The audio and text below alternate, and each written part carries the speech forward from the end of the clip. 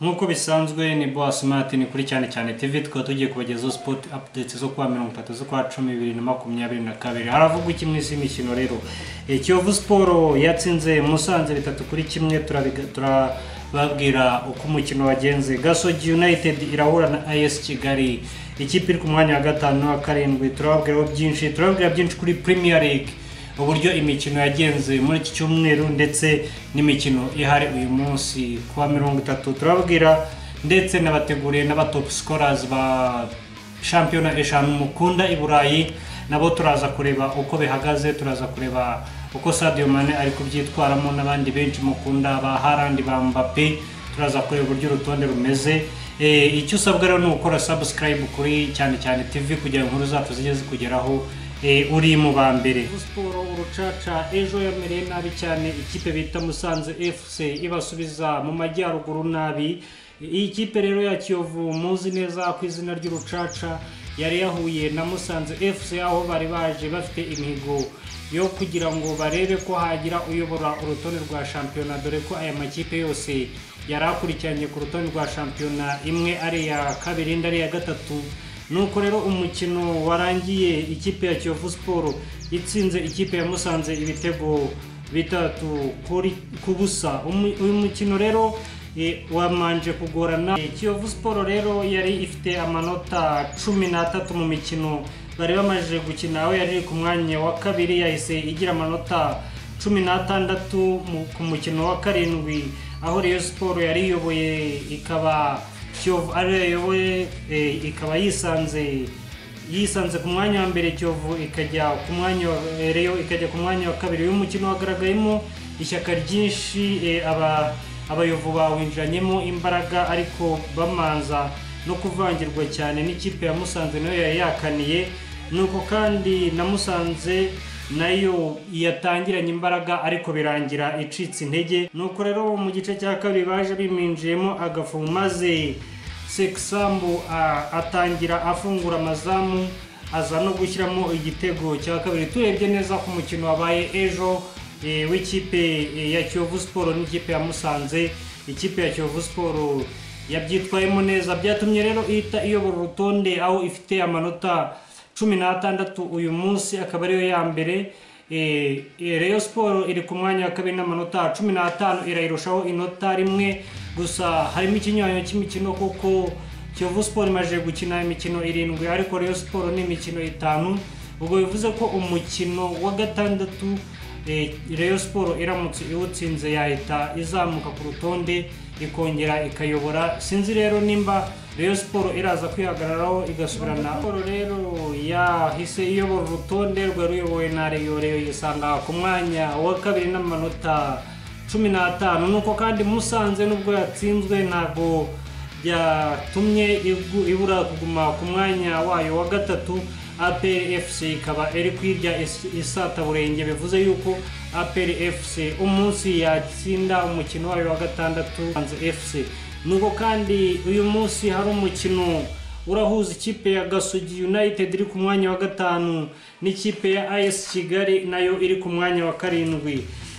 Ikipe ya Gasogi murayizi, ikipe yo mu mujyi iri igasabo iraba ihanganye n'ikipe y'umujyi wa Kigali, ikipe ya AS Kigali raba rwambikanye rero ni derby yo mu mujyi wa Kigali. Ahangaha rero AS Kigali iri ku mwanya wa 7 imaje gukina imikino 3, akaza umukino n'umwe mu mikino 3 amaje gukina, dore yuko bahuye n'imikino y'ibirarane myinshi bitewe n'imikino ya CAF Confederation Cup. Ibi rero ni itsinda y'umukino birayishyira ku mwanya wa 4 ndetse bihana amahirwe yo kujya mu zihatanira igikombe nk'ibisanzwe, kuko tuzi ko AS Kigali ari ikipe nkuru mu nkuru ziri mu Rwanda. Kandi mu mikino yabaye ejo kuwa 29/10 ikipe ya Sunrise iwabo i Nyagatare kuri Golgota Stadium bahagwiriye miswi n'ikipe ya Rutsiro FC ubusa ku busa. Reka twigire i Burayi muri Premier League bwota amasimbi turebe uko imikino yagenze ejo kwa 29 z'ukwa 10/2022. na kabiri. Premier League yarakomezaga nayo kuri wa gatandatu aho Man City yakomeje kugaragaza neza ko ari ikipe igomba gutinywa n'andi makipe i Burayi. Yahondaguye Leicester igitego kimwe ku busa bishira ku mwanya wa mbere kuyobora urutonde rwa Premier League. Nuko kandi FC Bournemouth yatsindwaga na Tottenham ibitego 3-2. Brentford na Southampton Wanderers bagwa miswi. Brighton and Hove Albion na Chelsea. Brighton yatsinze Chelsea ibitego 4-1. Mu bitego 4 rero by'ikipe ya Brighton and Hove Albion harimo ibitego 2 byashyizwemo n'abakinnyi ba Chelsea. Loftus-Cheek hamwe na Charoba baje kwitsinda ibitego 2 mu bitego 4 batsinzwe na Brighton and Hove Albion. Nuko Chelsea iba iyatakaje gutyo igumana 21. Nuko kandi Crystal Palace yatsindaga Southampton igitego kimwe ku busa. Newcastle yanyagiye Aston Villa ibitego 4 ku busa. Fulham na Everton bagwa miswi ubusa ku busa. Naho Liverpool yongera kwandagazwa na Leeds kugira Leeds United ibakubita ibitego 2-1. Bigaragaza neza ko kuza muri Big Four bishobora kuzaba ingorabahizi kuri aho baruka kubitwa na Nottingham Forest nayo bakubise igitego kimwe ku busa. Bivuze yuko Klopp kuza muri Big Four bishobora kuba uyu mwaka bitazamworohera. Nuko kandi muri La Liga Santander match zabaye kuwa 29 Almeria yakubise Celta Vigo 3-1. Cadiz kubita Atletico Madrid ibitego byose 3-2. Aka gakipe rero kifatiye Madrid karayihondagura. Sevilla yakubiswe na Rayo Vallecano igitego kimwe ku busa.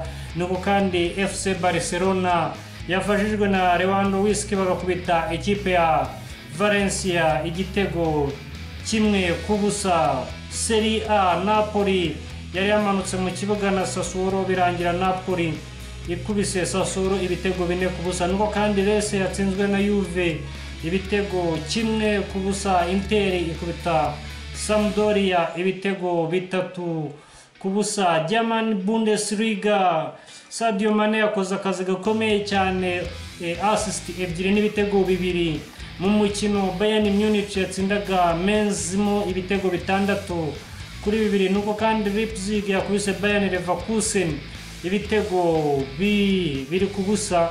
Stuttgart itsinda Augsburg 2-1. Nuko kandi Wolfsburg yatsinze Bochum ibitego 4 ku busa. Eintracht Frankfurt yasubiriwe aho Borussia Dortmund yayikubise ibitego byose 2-1. Ligue 1 mu Bufaransa Paris Saint-Germain 4-3 bya Troyes. Nuko kandi Strasbourg yagwagamiswe na Marseille ibitego 2-2. Premier League dore ko urutonde rumeze. Manchester City yahise iyobora n'amanota 29 ku inota rimwe iri kurushaho Arsenal uyu munsi. Arsenal yaje ku mwanya wa kabiri n'amanota 28. Ese iratsinda uyu mukino cyangwa iraza gutsindwa bitume Manchester City ikomeza kuyobora urutonde? Nuko kandi Tottenham iri ku mwanya wa gatatu n'amanota 26 na Newcastle ikaza ku mwanya wa 4 n'amanota 24. Chelsea rero yagumye ku mwanya wa 5 gusa igumana amanota 21. Bivuze ko ikipe ya Manchester United yakina umukino w'umunsi wa 12 ikawutsinda yahita imbere y'ikipe ya Chelsea. Chelsea kisanga ku mwanya wa 6 aho byari muri Premier League. Nuko kandi muri La Liga Santander Barcelona ikiyoboye urutonde. Real Madrid ikaza ku mwanya wa 2. Nuko kandi Atletico ikaza ku mwanya wa 3. Ligue Paris Saint-Germain iracyayoboye. Rennes ikaza ku mwanya wa 2 naho Lorient ikaza ku mwanya wa 3. Bundesliga Bayern Munich iri ku mwanya wa 1. Union Berlin ku mwanya wa 2. Dortmund ku mwanya wa 3. Freiburg ikaza ku mwanya wa 4. Nuko kandi Napoli iyoboye muri Serie A.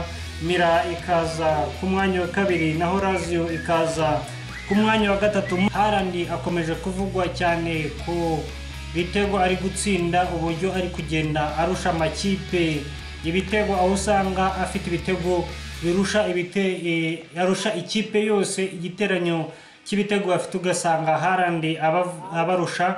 Nuko rero tugiye kureba uburyo bimeze.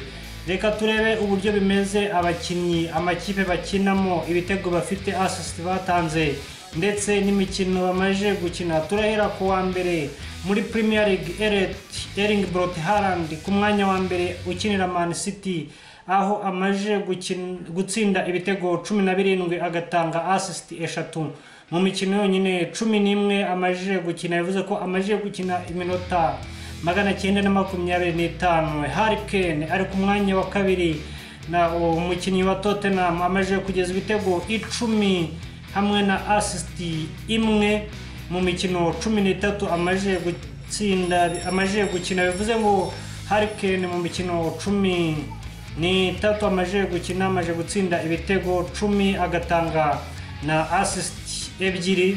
Alexander Mitrovic ari ku mwanya wa gatatu, umukinnyi wa Fulham amaje gutsinda ibitego 9 na penalty 3 agatanga assist nta nimwe mu mikino 12 amaje gukina. Nuko kandi Ivan Toney wa Brentford amaje gutsinda ibitego 8 agatanga assist 2, ndetse akaba muri ibyo bitego 8 harimo penalty 3. Leandro Trossard wa Brighton amaje gutsinda ibitego 7 ari ku mwanya wa gatanu na assist 1. Nuko kandi Miguel Armio wa Newcastle amaje gutsinda ibitego 7 nawe ariko akaba nta assist afite.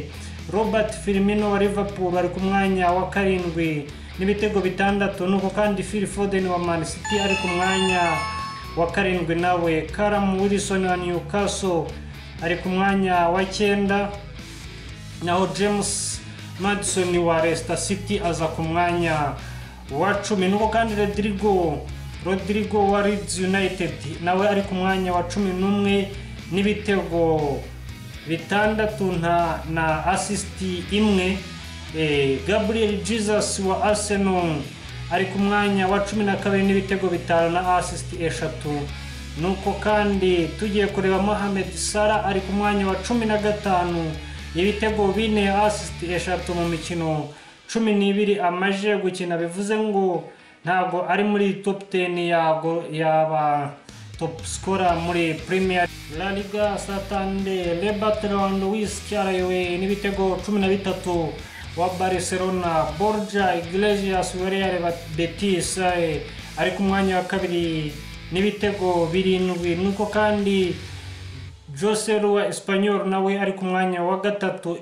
Iago Aspas wa Celta Vigo ari ku mwanya wa 4. Federico Valverde wa Real Madrid ku mwanya wa 5.